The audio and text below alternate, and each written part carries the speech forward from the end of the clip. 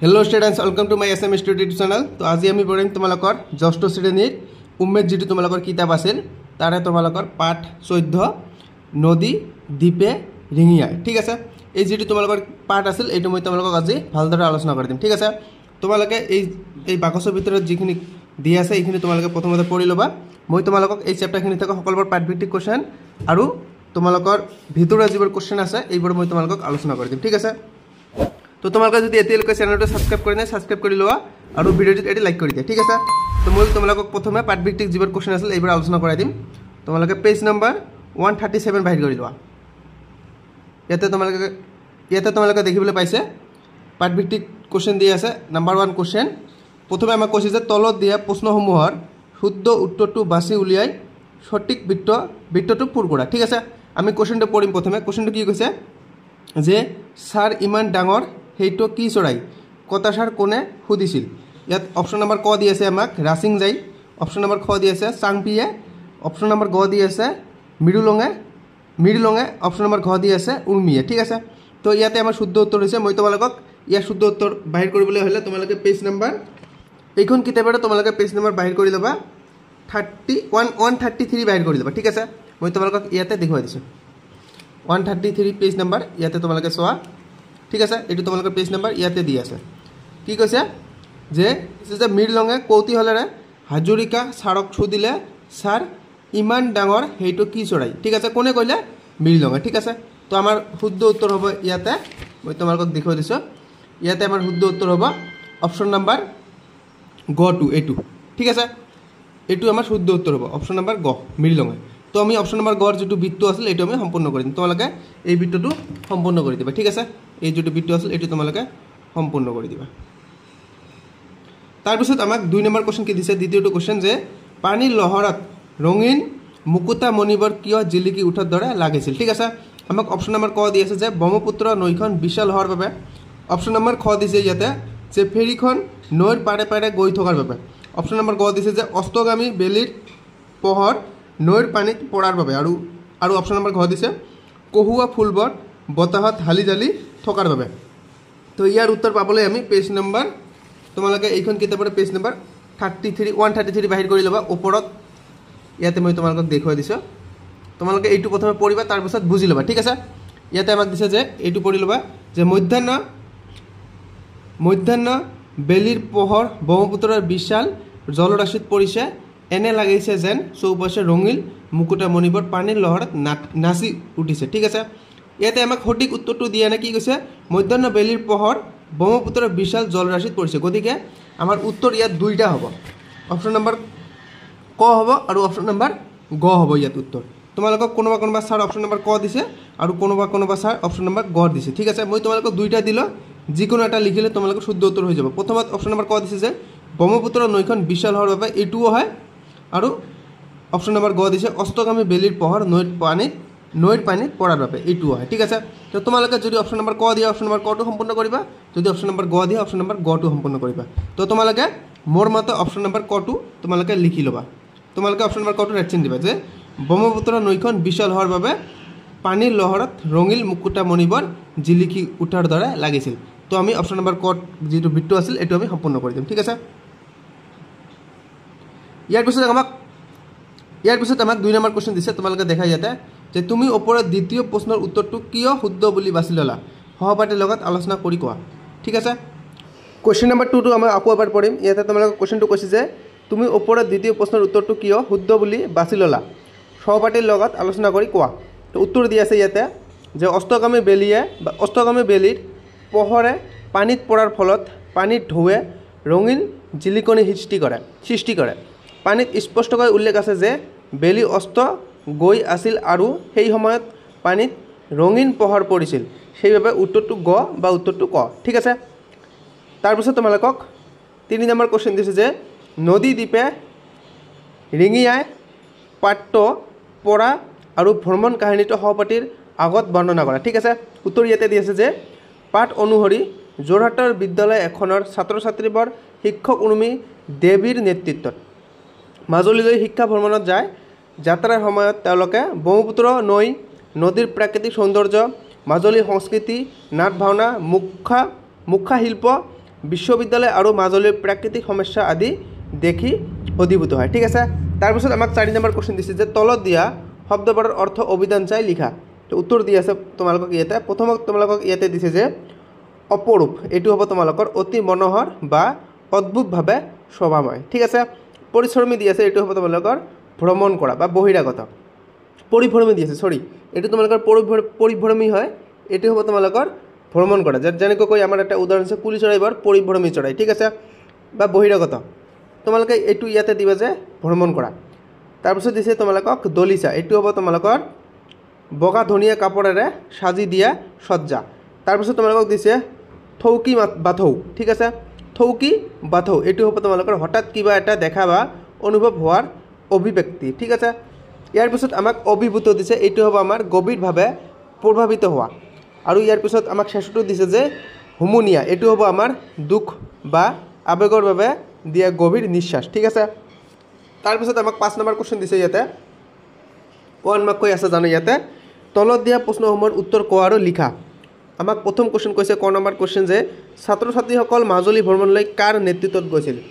তো উত্তৰ হ'ব আমাৰ ছাত্ৰ ছাত্ৰীসকলে মাজুলী ভ্ৰমণলৈ উৰ্মি দেৱীৰ নেতৃত্বত গৈছিল। ঠিক আছে, তোমালোকে যদি এতিয়ালৈকে চেনেলটো ছাবস্ক্ৰাইব কৰি দিয়া ছাবস্ক্ৰাইব কৰি লোৱা। ঠিক আছে, আৰু ভিডিঅ'টোত লাইক কৰি দিবা। খ নম্বৰ কুৱেশ্যন ইয়াতে দিছে যে মাজুলীলৈ যাবলৈ তেওঁলোকে ফেৰীৰে কোনটো ঘাটৰ পৰা যাত্ৰা কৰিছিল। উত্তৰ দি আছে যে মাজুলীলৈ যাবলৈ তেওঁলোকে ফেৰীৰে নিমাতী ঘাটৰ পৰা যাত্ৰা কৰিছিল। তাৰপিছত আমাক গ নম্বৰ কুৱেশ্যন দিছে যে ব্ৰহ্মপুত্ৰৰ চাপৰিটোৰ পৰা ৰিণিকি ৰিণিকি কিহৰ সুৰ ভাহি আহিছিল। মোষ্ট ইম্পৰ্টেণ্ট কুৱেশ্যন, এইটো তোমালোকৰ এইবাৰ আহিব। উত্তৰ দি আছে যে ব্ৰহ্মপুত্ৰৰ চাপৰিটোৰ পৰা ৰিণিকি ৰিণিকি মৰাং বাজনাৰ সুৰ ভাঙি আহিছিল। ঠিক আছে, তাৰপিছত আমাক ঘ নম্বৰ কুৱেশ্যন দিছে ইয়াতে যে মাজুলী আৰু যোৰহাট সংযোগী দলংখনৰ নিৰ্মাণ কাৰ্য তেওঁলোকে কোনটো ঘাটেৰে যাওঁতে দেখা পাইছিল। মোষ্ট ইম্পৰ্টেণ্ট কুৱেশ্যন, উত্তৰ দি আছে মাজুলী আৰু যোৰহাট সংযোগী দলংখনৰ নিৰ্মাণ কাৰ্য তেওঁলোকে কমলাবাৰী বাটেৰে যাওঁতে দেখা পাইছিল। তাৰপিছত আমাক 9 নম্বৰ কুৱেশ্যন দিছে যে মাজুলীত থকা বিশ্ববিদ্যালয়খনৰ নাম কি। মোষ্ট ইম্পৰ্টেণ্ট কুৱেশ্যন, উত্তৰ দি আছে যে মাজুলীত থকা বিশ্ববিদ্যালয়খনৰ নাম মাজুলী সংস্কৃতি বিশ্ববিদ্যালয়। ঠিক আছে, কুৱেশ্যন নম্বৰ 6ত তোমালোকক কৈছে যে কোনে কেতিয়া আৰু কিয় কৈছিল লিখা। আমাক ক নম্বৰ কুৱেশ্যন কৈছে ইয়াতে যে ব্ৰহ্মপুত্ৰ আৰু ইয়াৰ দাঁতি কাষৰীয়া বিল জলাশয় আদিৰ আশে পাশে শামুক ভঙা, কণামুচুৰি, মাছৰকা পানী, কাউৰী, গঙা চিলনী, জাউক, চৰালি, বালিমাহী আদি অনেক চৰাই থাকে। শীতকালত এই বিল জলাশয়বোৰলৈ বহু পৰিভ্ৰমী চৰাইও আহে। এই কথাষাৰ কোনে কেতিয়া আৰু কিয় কৈছিল। তো উত্তৰ ইয়াতে দি আছে যে ইয়াৰ উত্তৰ হৈছে উৰ্মি দেৱীয়ে শিক্ষকজনে মাজুলী ভ্ৰমণৰ সময়ত ফেৰীৰে যাওঁতে কৈছিল, কাৰণ মাজুলী অঞ্চলৰ প্ৰাকৃতিক চৰাই সম্পদৰ বিষয়ে ছাত্ৰ ছাত্ৰীক অৱগত কৰাবলৈ। ঠিক আছে, তাৰপিছত আমাক খ নম্বৰ কুৱেশ্যন দিছে যে নাট ভাওনা আদিত যেতিয়া মুখা ব্যৱহাৰ কৰা হয় মুখাবোৰে এক জীৱন্ত ৰূপ লয়।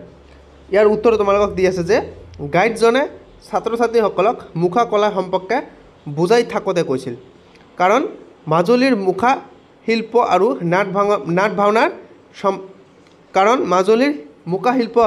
নাট ভাওনাৰ বাস্তৱতা ব্যাখ্যা কৰিবলৈ।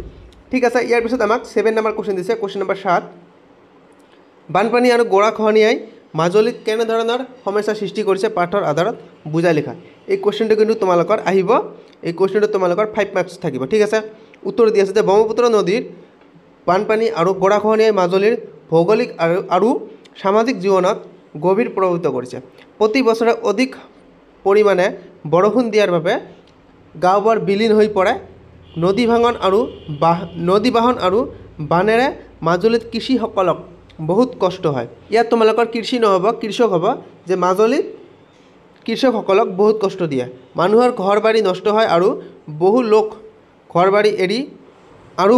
ঘৰ বাৰী এৰি উদাবস্তৰ দৰে জীৱন যাপন কৰে।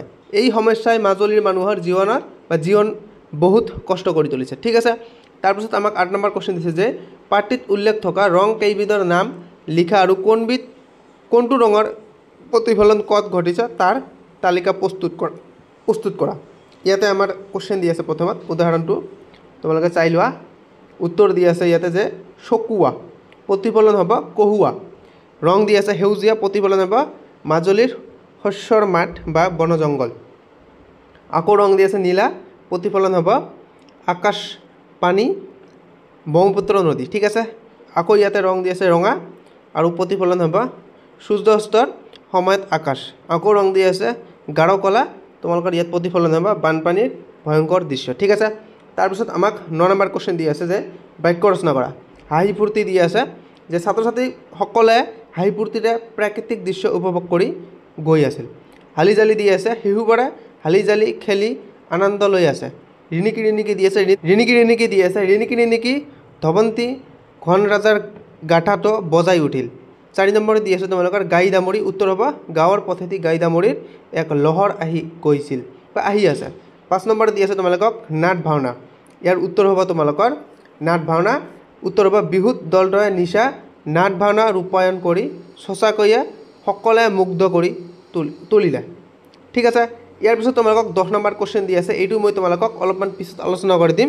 তোমালোকে 11 নম্বৰ কোশ্চেনটো চোৱা কৈছে যে 11 নম্বৰ কোশ্চেনটো চোৱা 11 নম্বৰ কোশ্চেন তোমাৰ ভাল লগা কেইখনমান মুখাৰ নাম উল্লেখ কৰা সেই মুখা কেইখন তোমাক কিয় ভাল লাগে কোৱা আৰু লিখা উত্তৰ দি আছে ইয়াতে যে এইবাৰ তোমালোকৰ না আহে জেনেৰেলি তোমালোকক প্ৰকল্প দিব পাৰে মই সৰুকৈ দিছোঁ এক্সামত না আহে তোমালোকৰ মোৰ ভাল লগা কেইখনমান মুখা হৈছে ৰাক্ষস মুখা হেণ্ডা মুখা সিংহ মুখা আৰু ভূত মুখা তোমালোকৰ ইয়াতে এটা সৰু কোশ্চেন হ'ব পাৰে যে তুমি ভাল পোৱা কেইখনমান মুখাৰ নাম লিখা তোমালোকে ইয়াতে লিখিবা ৰাক্ষস মুখা হেণ্ডা মুখা সিংহ মুখা আৰু ভূত মুখা আৰু ইয়াতে তোমালোকক যেহেতু কৈছে কিয় ভাল লাগে মই ইয়াতে তোমালোকক দি দিছোঁ যে এই মুখাবোৰ মোৰ ভাল লাগে কাৰণ এইবোৰ দেখাত ৰঙীন আৰু বিচিত্ৰ নাট ভাওনাত এই মুখাবোৰ পৰিধান কৰিলে চৰিত্ৰবোৰ অধিক ৰঙীন আৰু বাস্তৱিক অনুভৱ হয় তাৰপিছত আমাক 12 নম্বৰ কোশ্চেন দিছে যে মাটি আখৰা আৰু সত্ৰীয়া নৃত্যৰ বিষয়ে ভিন ভিন উৎস সমল ব্যক্তি ইণ্টাৰনেট বাতৰি কাকত আলোচনীৰ পৰা সমল সংগ্ৰহ কৰি লিখা উত্তৰ দি আছে যে মাটি আখৰা ঠিক আছে ইয়াতে আমাৰ উত্তৰ হ'ব মাটি আখৰা হৈছে অসমত প্ৰচলিত এজন শংকৰদেৱৰ সময়ৰ পৰাই চলি অহা শাস্ত্ৰীয় নাট নৃত্য ই সাধাৰণতে মাটি বা মন্দিৰ উঠানত ৰূপায়ণ কৰা হয় য'ত সন্ন্যাসী বা ভক্তসকলে বিভিন্ন পৌৰাণিক কাহিনী বা ভক্তিৰসৰ নাট প্ৰদৰ্শন কৰে তাৰপিছত সত্ৰীয়া নৃত্য দি আছে ইয়াতে যে সত্ৰীয়া নৃত্য হৈছে অসমৰ এক শাস্ত্ৰীয় নৃত্য যাক মহাপুৰুষ শ্ৰীমন্ত শংকৰদেৱে ভক্তিমূলক নাট নৃত্যৰ ৰূপত সূচনা কৰিছিল মূলতে সত্যত ভগৱান বিষ্ণু বা কৃষ্ণৰ স্তৱগান আৰু চৰিত্ৰ উপস্থাপন কৰিবলৈ এই নৃত্য প্ৰচলিত হয় এতিয়া মই তোমালোকক 10 নম্বৰ যেটো কোশ্চেন আছিল এইটো মই তোমালোকক সলিউশন কৰি দিম ঠিক আছে তোমালোকক 10 নম্বৰ কোশ্চেন কি কৈছে যে তলত দিয়া বাক্যস্থ থকা অব্যয় পদসমূহ প্ৰয়োগ কৰি বাক্যবোৰ পুনৰ গঠন কৰা আমাক এইটা বাক্যস্থ দি আছে হে কিন্তু তথাপি আৰু ঠিক আছে আমাক প্ৰথমতে এটা উদাহৰণ দিছে যে ৰাম ঘৰলৈ গল ৰীতা ঘৰলৈ গল ইয়াত উত্তৰ হ'ব আমাৰ ৰাম আৰু ৰীতা ঘৰলৈ গল ইয়াত আমাৰ আৰু তলত এটা দাগ দি দিছে আমি ইয়াতে আৰু ইউজ কৰিছে ব্যৱহাৰ কৰিছে অব্যয়টো ব্যৱহাৰ কৰিছে ঠিক আছে তেনেহলে আমাৰ এটু কি হ'ব ইয়াতে কৈছে যে আজি কাতি বিহু আজি স্কুল বন্ধ এটু হ'ব আমাৰ আজি কাতি বিহু হেহে স্কুল বন্ধ মই লিখি দিছো আজি কাতি বিহু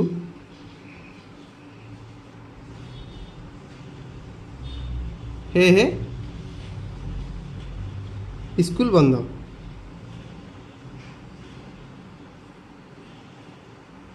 হৈছে ইয়াত আমাৰ হেহেটো অব্যয় হৈছে ঠিক আছে তাৰ পাছত আমাক এটু দিছে যে আজি কি কৈছে এটু আমাৰ যে গাইজনী ঘৰলৈ আহিল দমৰাটো ঘৰলৈ না আহিল এটু হ'ব আমাৰ গাইজনী ঘৰলৈ আহিল কিন্তু দমৰাটো না আহিল মই লিখি দিছো গাইজনী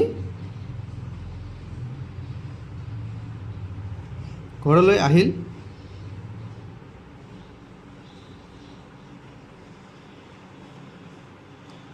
কিন্তু দমৰাটো না আহিল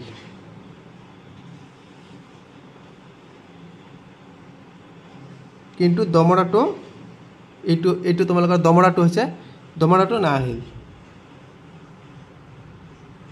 আমাৰ ইয়াত অব্যয়টো হ'ব কিন্তু ঠিক আছে তাৰ পিছত আমাক শেষটো দিছে যে তোমাক ইমানকৈ মাতিল তুমি মাত এষাৰো নিদিলা মই তোমালোকক এইটো মুখ দি কৈ দিছো তোমালোকে লিখি লবা ঠিক আছে ইয়াত হ'ব তোমালোকৰ তোমাক ইমান কৈ মাতিল তথাপি তুমি মাত এষাৰো নিদিলা তথাপি হ'ব তোমালোকৰ অব্যয়টো এই তথাপিটো ইয়াতে ইউজ হ'ব কি হ'ব যে তোমাক ইমানকৈ মাতিল তথাপি তুমি মাত এষাৰো নিদিলা ঠিক আছে আকৌ এবাৰ কৈছো মই যে তোমাক ইমানকৈ মাতিলো তথাপি তুমি মাত এষাৰ নিদিলা তথাপি হ'ব তোমালোকৰ অব্যয় ঠিক আছে তো ভিডিও আমাৰ আজি এইখিনিয়ে যদি ভিডিওটো ভাল লাগে তোমালোকে চেনেলটো সাবস্ক্ৰাইব কৰিব আৰু ভিডিওটো লাইক কৰি দিব ঠিক আছে বাই বাই টেক কেয়াৰ